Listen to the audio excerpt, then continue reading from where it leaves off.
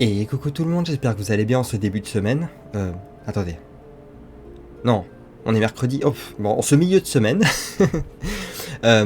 Quoi qu'il en soit, on va reprendre les légendes qu'on avait commencé à regarder dans la dernière vidéo, à savoir celle du Haut-Doubs. Et si vous l'avez pas vue, je vous invite à aller la voir, de toute façon le lien sera en description.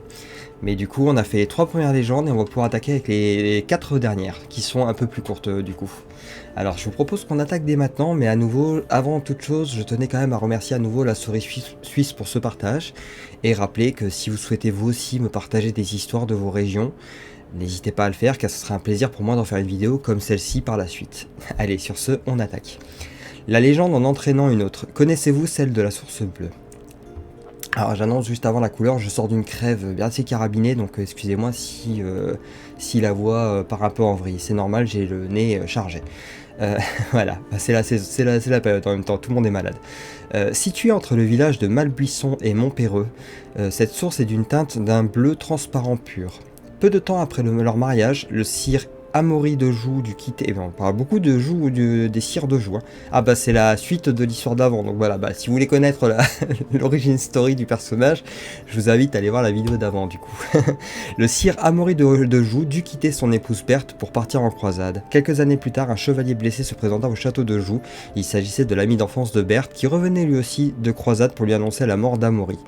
Il devint l'amant de Berthe. Alors bon bah on est sur la même histoire que celle d'avant, donc en gros je vais résumer pour aller un peu plus vite pour le coup, vu que j'ai déjà lu l'histoire.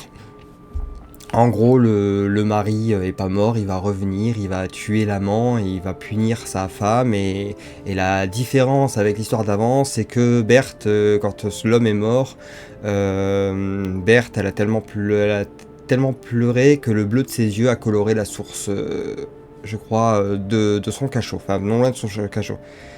Non, elle sortait qu'elle voit... Ah d'accord, quelques fois par jour, Berthe était autorisée à sortir pour qu'elle voie par la fenêtre la dépouille de son amant.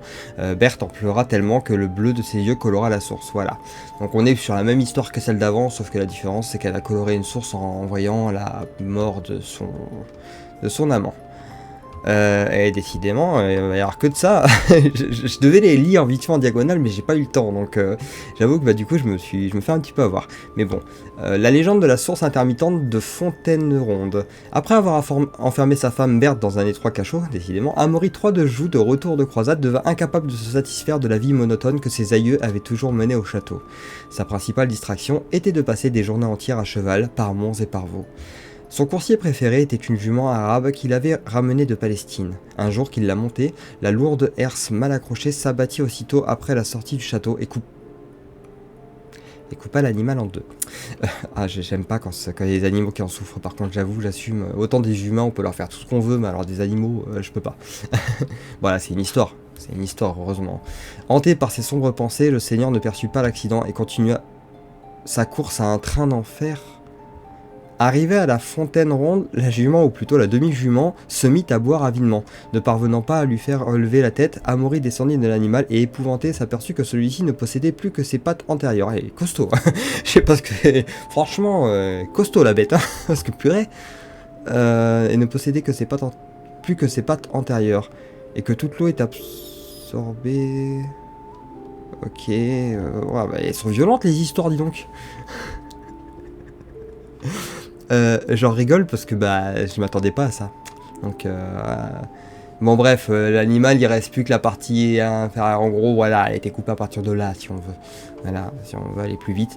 Et du coup bah elle a bu l'eau comme elle a pu.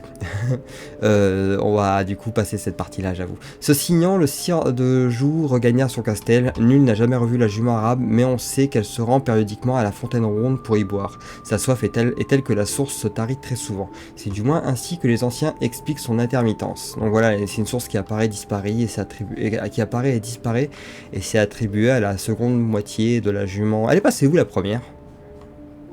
L'histoire nous le dit pas, hein. En tout cas, je sais pas ce que c'était comme race de cheval exactement, mais costaud. Hein. J'avoue là, c'est... Ah ça lâche pas. Hein. Bon, c'est une histoire, comme je dis, je me permets d'en rigoler parce que c'est de la légende, c'est une histoire. Rien n'est... Bah, Je pense pas que ce soit vrai. À titre personnel, je pense pas que ce soit vrai, ça reste des histoires. Mais voilà, c'est pour justifier qu'une source apparaît et disparaisse. Moi, pour moi, une source qui va et vient, c'est plus un phénomène naturel en fait. Mais il faut savoir que de nombreuses histoires sont apparues grâce à des phénomènes naturels parce que nos ancêtres n'avaient pas les connaissances qu'on avait aujourd'hui sur, je parle de la géologie par exemple, parce que ça peut être un phénomène géologique. L'eau va s'écouler dans les souterrains et à remonter par intermittence. Moi, ça me paraîtrait plus être un truc comme ça. Ou alors, elle se fait boire par le sol et puis elle remonte avec les pluies. Donc, nos ancêtres, je pense que nos ancêtres n'avaient pas autant de connaissances que nous on a aujourd'hui sur le domaine et essayer d'inventer des petites histoires pour justement justifier le pourquoi du comment. Après, c'est ma petite théorie personnelle, hein, évidemment.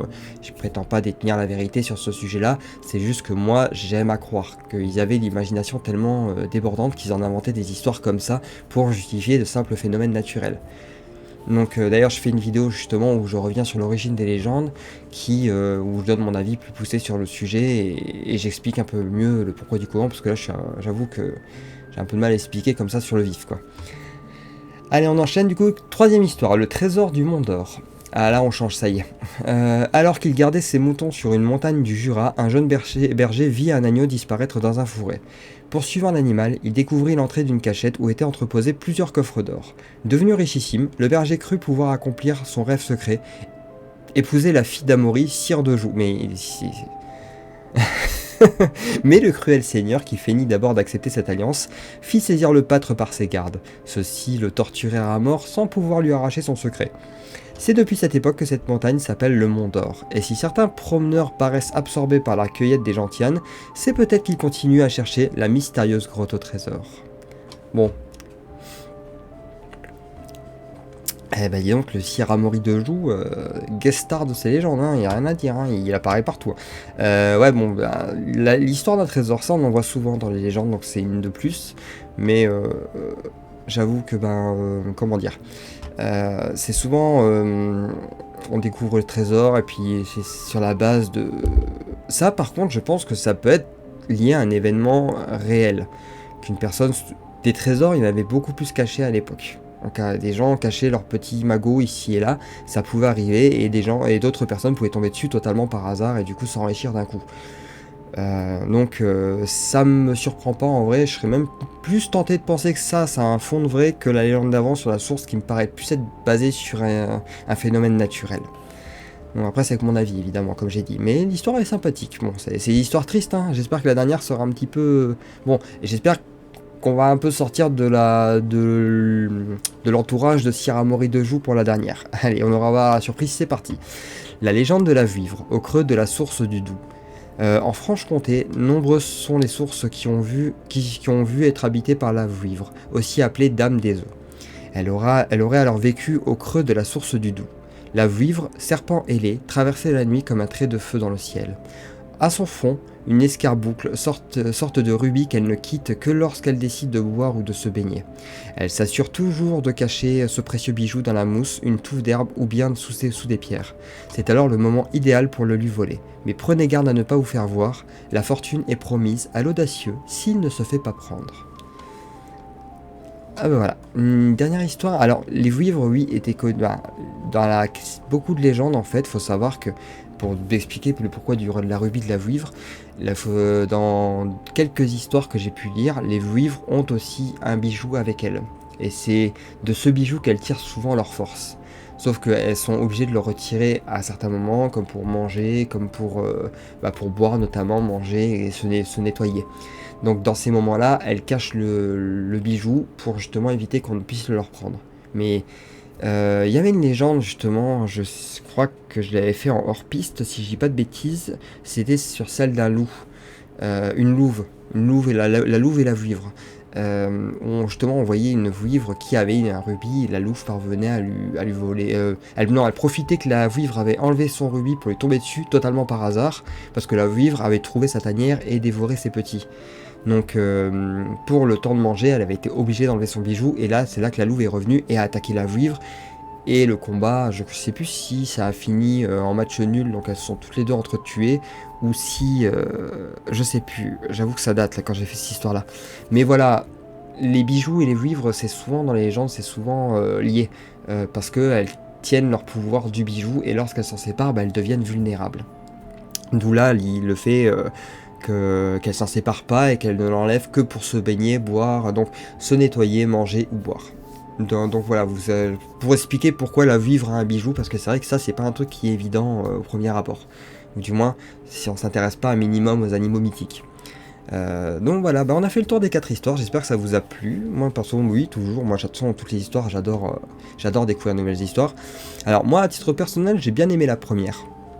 Parce que bah, c'est souvent... ce genre d'histoire en fait remet en avant euh, les le côté généreux en fait, c'est qu'il faut apprendre à être généreux les uns les autres, et c'est ce genre d'histoire là que j'aime, bon même si la finalité est triste, hein, on parle d'une ville qui a disparu parce que les gens ont refusé un à un l'hospitalité, mais c'est vrai que c'est ce genre d'histoire que je préfère, parce que justement bah ça... c'est des histoires qui nous incitent à être meilleurs en fait, et c'est ça, ce genre d'histoire que moi j'apprécie profondément, parce que ça nous incite à être meilleurs en nous montrant le pire. Donc voilà, j'ai bien aimé la première et la dernière aussi parce que ça nous parle d'un animal mythique et j'adore les animaux mythiques. Voilà. Donc j'espère que ces 7 histoires vous ont plu. Je remercie encore une fois la Souritus pour son partage. Je vais pas faire traîner la vidéo plus longtemps. Je vais donc vous dire passer une bonne soirée et je vous retrouve dans les prochaines vidéos où là ça va être, je crois, encore une découverte que je dois faire, et puis après peut-être encore un ou deux hors-pistes, et on attaquera la semaine prochaine avec un nouveau département. Voilà, bon allez sur ce, et n'hésitez pas encore une fois, si vous souhaitez me partager des histoires, ça sera un plaisir pour moi d'en faire une vidéo par la suite. Alors si vous avez des liens, ou même simplement un nom, hein, je me contente d'un nom, et je me contente d'un nom, excusez-moi c'est le nez, je me contente d'un nom, et je fais la recherche moi-même si besoin. Mais quoi qu'il en soit, au moins ça m'oriente. Au moins ça suffit à m'orienter, donc n'hésitez pas si vous en avez l'envie, si vous voulez participer vous aussi, vous pouvez le faire en commentaire sous la vidéo ou via un message privé dans l'un des liens qui est disponible en description. Voilà, bon allez sur ce, je vous dis passez une bonne soirée, portez-vous bien et à très vite.